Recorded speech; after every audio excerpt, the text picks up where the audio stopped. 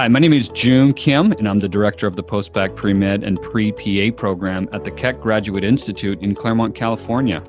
And I've been here at KGI since 2011, and it's been really wonderful to see these programs grow. But most exciting for me as a teacher and mentor are the success of our former students, also known as our alumni. As an academic enhancer program, we have the joy of supporting students who are fully capable of success, but with less than ideal undergraduate record. No problem. It's not where you begin, but it's where you're going. And today on this podcast, I am thrilled to be chatting with Adam Stillman.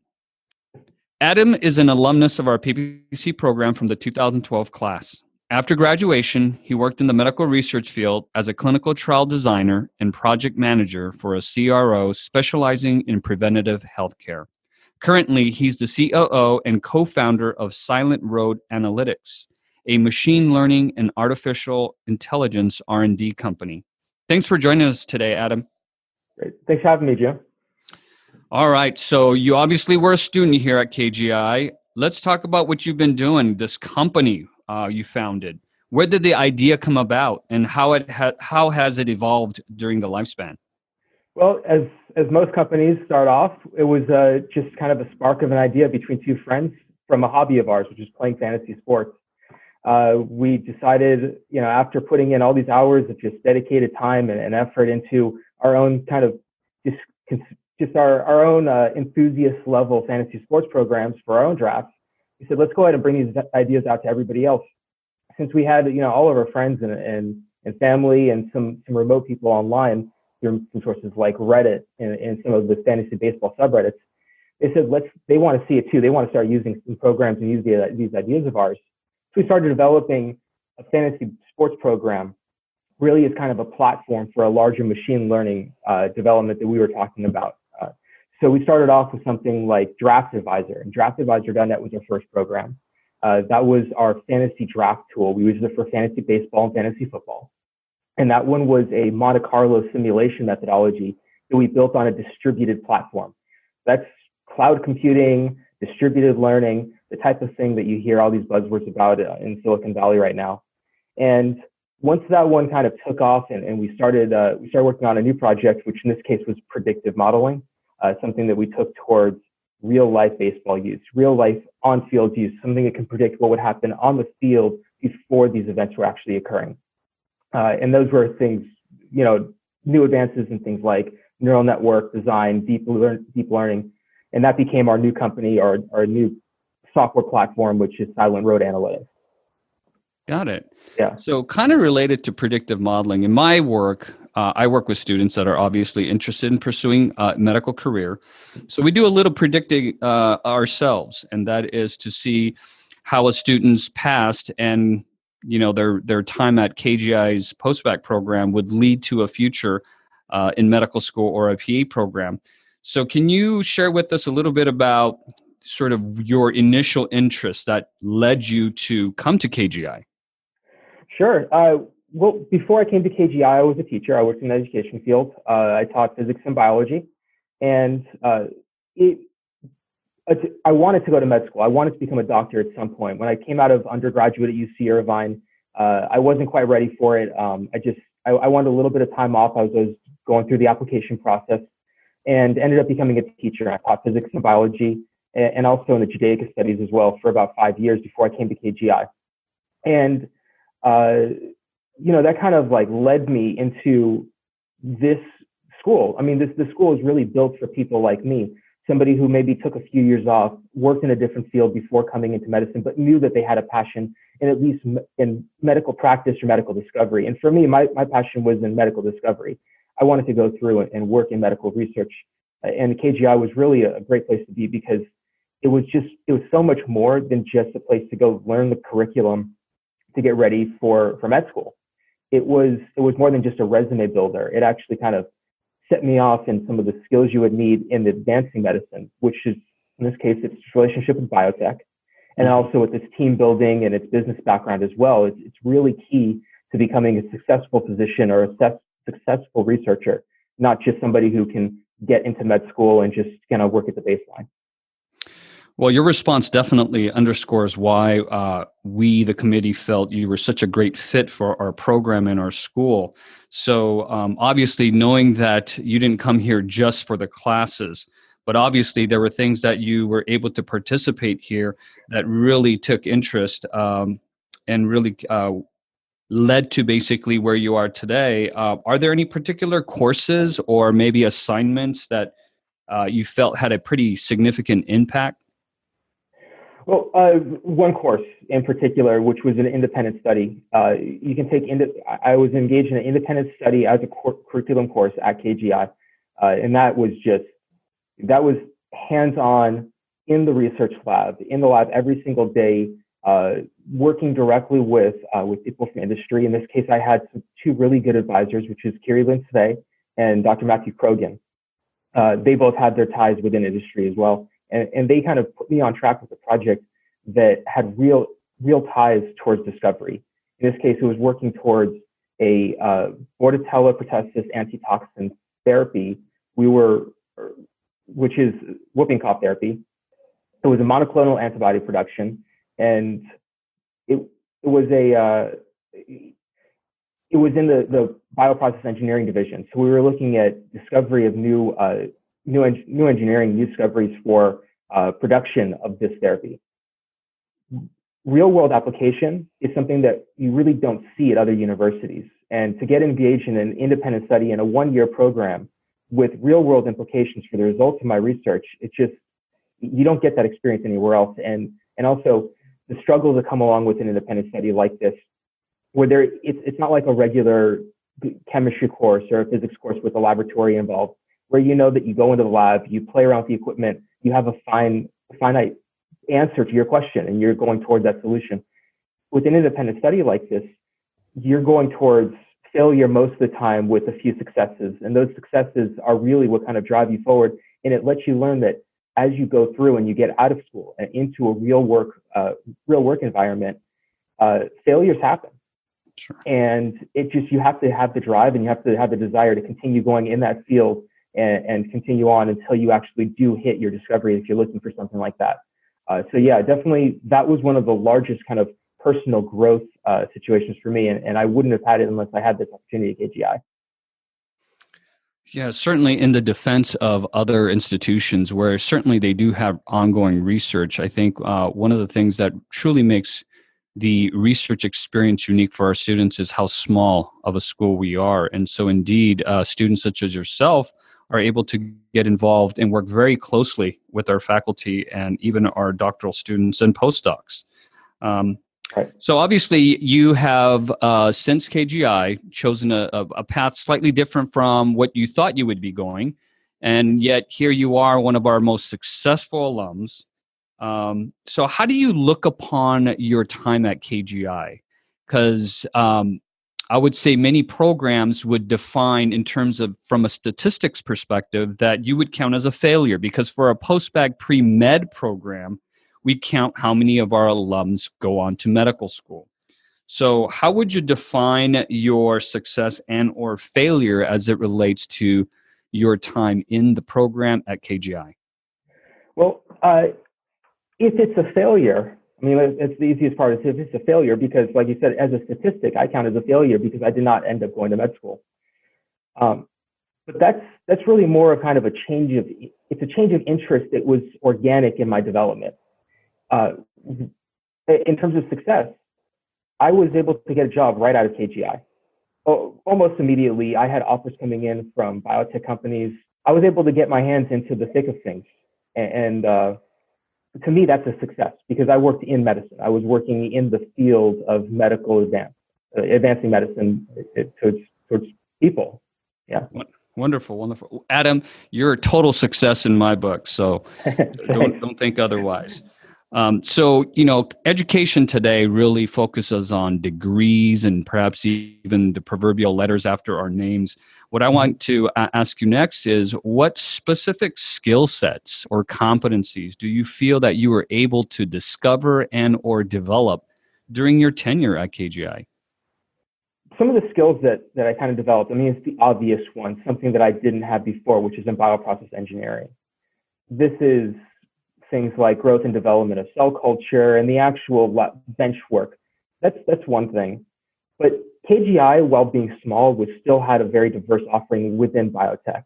And I was able to take courses from somebody like Dr. Mark Gomsary in bioinformatics, Alan Rothfeld in pharmacology, and Tim Cote in FDA regulatory affairs, where I came in thinking I was going to go through and just take some prerequisites and some extra courses for Premed, and ended up getting myself into a world of advanced engineering.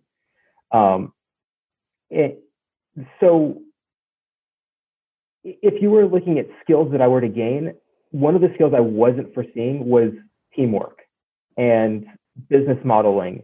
The business end of KGI is just really there. It really is strong. And working really closely with the other students in the other programs, like the MBS students, I was able to kind of build up those skills needed for team management, project management, just personal time management, which is so key when you're starting your own company. Having my own startup, I would not have been prepared for something like this if I hadn't gone through the process of becoming a teacher, going to KGI and learning these team and business management skills, and then going through and working in the industry, and then working and managing people and personnel in my CRO, and then coming in and starting my own company where I'm kind of responsible for myself. And it's like going backwards almost. But really, I wouldn't have been. I manage myself just like I would any other employee. And in this case, we're able to develop 2 products in less than 5 years. And I think that's a pretty good success for a 2-man team. Now we're 3 men. Yeah. We have our agents of sales. So we have an agent going around and selling our products right now. Yeah. Wonderful. Wonderful. It's been 7 years, Adam, since you were here at KGI. And I notice you still know many of the names of the faculty. I think that kind of just points to how closely you were able to work with the instructors here. Do you still keep in touch with any of them? Occasionally, and it has been, sometimes you lose track of people, but as specific projects come in mind, or even just for advice on where to go next, these old professors like Dr. Mark Gomsary, I can ask him questions about statistics and say, hey, I'm stuck on a problem. What can I do here? Since that is a really close tie with the work that I do, and he was.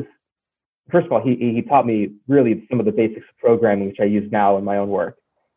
And it's nice to be able to have that where the teachers still remember us, because it was such a small school.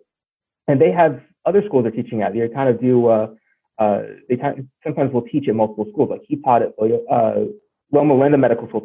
And Dr. Rothfeld, who teaches at USC. It's nice to be able to still have it where they remember us from KGI and still kind of take pride in their student success. So yeah, it definitely is part of being a small school. But it's nice to see our old faculty can still kind of look out for us, and they really take pride in our success as their students. Okay. As a successful alumnus, I think one of the great values you can bring and offer current and future students is some advice and words of wisdom. What advice would you give to a smart, driven, highly motivated graduate student who's looking to be an entrepreneur? That's the best advice is don't let anybody tell you it's not possible. And I say that when I was first starting the company, the very first origins of when we formed our LLC was we were talking to somebody within the industry, somebody within the fantasy sports world. I'm not going to name any names, but he works for one of the largest outlets that might be owned by Disney in terms of sports use. And he said that what we're doing was impossible. In this case, it was an optimization algorithm using Monte Carlo simulations. And he said, it just can't work. It's called tautomerization, where you end up having this like sway back and forth between optimal values. It was this like technical result where they have thought about it. But we had some ideas for delivering information faster with some extra proprietary methods we had added onto these already, discovered algorithms. And within a few months, we had actually broken through where he told us it was impossible. He called it the unicorn to get the values that we have. So when somebody, even if they're an expert of the field that's really well-renowned, tells you it's impossible, but you still think it is, you still think there's something to it that they're missing, just go for it. You're only responsible for yourself. If something doesn't get discovered or completed by you, it's really on you to have that happen. And really, it's part of that drive, the belief in yourself that you can create something new that will actually advance the field you want to work in. It's all up to you to do that. It's really your own drive and to stick through it. So I'd say that's probably like the biggest piece of advice if you want to start, if you have an idea and you want to start your own company. Absolutely. And certainly I was able to see some of that within you. And, that's something that I really look back upon fondly in terms of your tenure here at KGI was just the level of energy and enthusiasm and that entrepreneurial spirit that you brought. It's been really wonderful to see you progress throughout your education and your career. So what can we look to expect from you in the near future? What are some things you're working on, the direction that you might be going, maybe something you can't maybe share or maybe you can share with us? Well, certainly we're in the process of marketing our current platform, which is Siloed Analytics. It predicts the on-field events for baseball. In this case, we predict some very clearly defined endpoints, which is when a pitcher throws a ball, will a batter swing at it? And when he throws the ball, will the batter make contact and put the ball in play? And if so, how well do they hit the ball? And then from there, we have all of these hosts of advanced statistics we can use. And that's our current development. And we're doing this thing using machine learning, neural networks, physical modeling. It really is this taking these very complex inputs and developing it into a very simple output. Does a batter hit a ball, even if it's against a pitcher he's never seen before? This type of predictive modeling is what we're working on now, but really kind of is, it brings in some of the aspects of other parts of my field, the industry that I'm working in now, which is machine learning and artificial intelligence. I spoke at KGI recently to some of the PPC students, as you remember, just a few weeks ago. And I was really happy to be able to show some of the new things, because I feel like that was something that is really almost an unknown, is that the type of work that I do for predicting something that happens in the field, taking real world information and predicting future events from it, is something that's being developed in medicine. And this is where this is where I'll probably end up. You know me, is that if there's an undiscovered problem and an unmet need, I want to be there. So sure. Things that have already started happening, things like early diagnosis of Alzheimer's. This is before any symptoms are ever showing, through machine learning and image recognition from brain scans. We have some new methods of detecting cancer cells, even types of cancers that haven't been discovered yet can be detected through machine learning, viewing of slides through this computer vision model. And then even things like predicting the flu from season to season, which types of vaccines we'll want to use and antigenic factors we'll want to target for future seasons. These types of things can all be done through the type of predictive modeling that I do. And this is where baseball is nice. It's fun. It's my hobby. It's where my passion is as a former baseball player. But my passion in medicine takes me towards how can we bring these advances in this platform to medicine and biotech and predictive modeling for biotech. Fantastic. For our benefit of our listeners, Adam did come to KGI to speak with current students in my course, and it became very evident that what seemed like just fun and games with the game of baseball, you were able to share with us your vision for how your work can easily translate and be used within medicine. And so I think that's the part that many of our students were so excited, and it was just like fantasy. How can you predict, this illness that has yet to show any symptoms and so forth?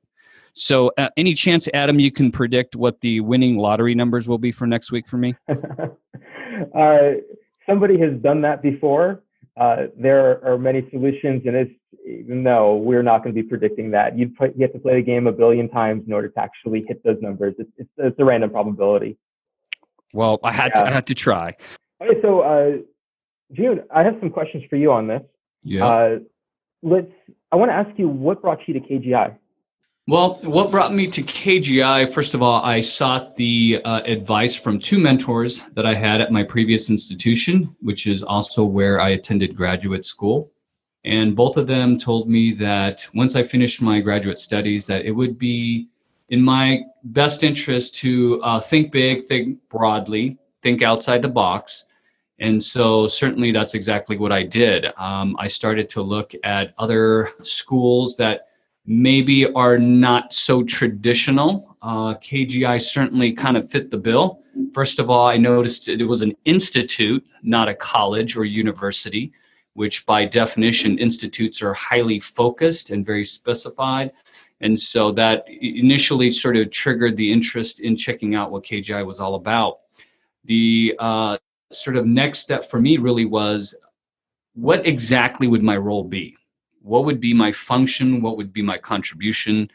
And what I quickly learned would be that I get to shape and create a brand new program from the ground up. And so that certainly was a big draw for me, was an opportunity to create something new. And especially at a school that was so young. Started in 97. So to start a new program at a fairly young school definitely is a rare opportunity indeed in higher education. And so KGI really just caught my interest, and really the deal makers and sealers, whatever you want to call it, was the fact that it really was a different way of doing higher education. For too long, we've always sort of focused on the learning, just sort of the content knowledge, if you will. But KGI really was about taking that next step of translating that knowledge into skills and competencies, very tangible outcomes that graduates need in order to, number one, on a very practical level, secure a job and to be able to start paying back their student loans, which many students these days do take out loans. And so to be a part of a place where we help students graduate with tangible skills and competencies that lead to tangible returns was very exciting for me. So long-winded answer, I just was drawn to the innovation and the entrepreneurial spirit of KGI. That's great. That's great. And you already hit on one of the big parts of my next question, which is specifically for institutions. You said that institutions are different than just regular universities. They're more focused. So how would you say that KGI differs from other institutions? Well, it is different in that, first of all, it has a highly focused concentration of what we're doing here. We're not about liberal arts. We're not studying humanities, music. As important as all those disciplines are, we're really focusing directly at the intersection of the life sciences and business. And certainly healthcare is a great need in our society today. And so the fact that we're using a very specific domain or discipline to sort of drive towards our mission is very different.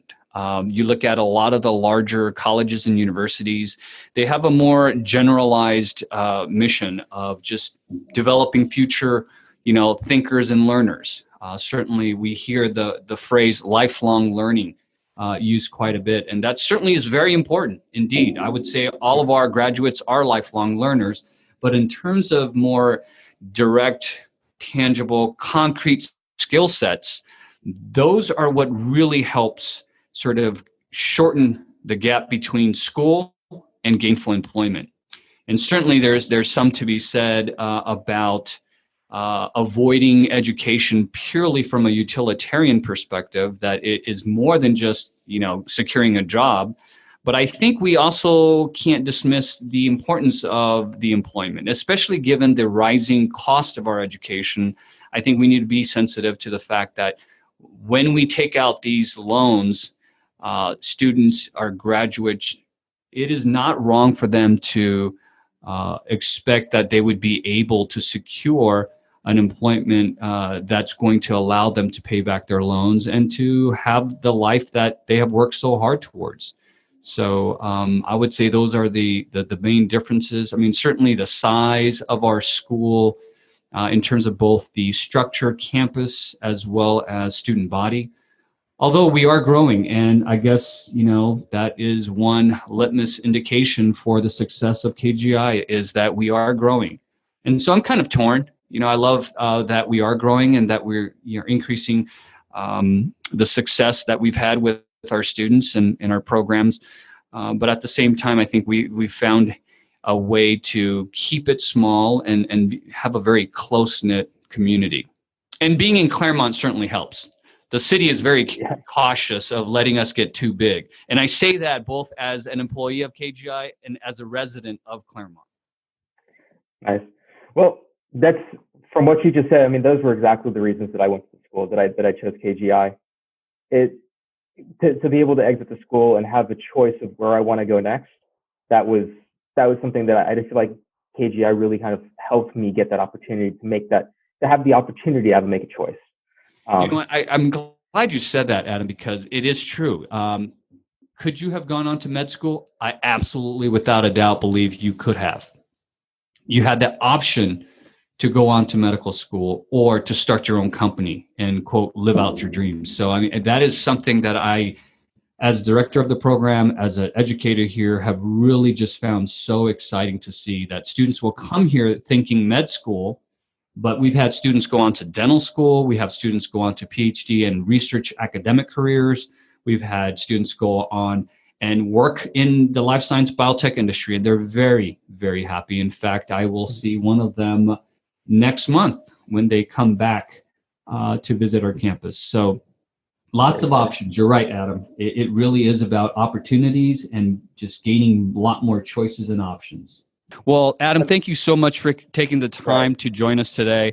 And again, for your just overall altruism and always willing to come back to KGI to speak to our students and to really model for them what it means to be an entrepreneur, to be a problem solver. In essence, basically, how to be a leader. So thank you again for joining us. All the best to you. And if you need anything from us, you're always family here at KGI. Great. Thanks, Joon. Thanks for having me. Of course. Take care. Thanks. Hi, my name is Shannon Braun, and I'm the Senior Director of Corporate Partnerships at KGI. If your company is looking for an innovative outsourcing option, we'd like to highlight the Team Masters Project if you haven't already heard of it. The Team Masters Project, or TMP, is a capstone effort that brings value to companies and makes for a distinctive applied educational experience for our students. If you have more projects than people to manage them, delegate one of those to the KGI team. It'll allow you to focus on higher priorities and enhance your productivity. These projects have also been a great way for our sponsors to find a future employee or give a new manager some experience managing teams. We've done over 300 projects with some of the top companies in the life science industry and specialize in the areas of infrastructure and operations, technology landscaping, regulatory affairs, business development and strategy, as well as technical projects in bioprocessing and device engineering. Email me at sbraun@kgi.edu, that's SBRAUN @kgi.edu, or visit kgi.edu/TMP to learn more.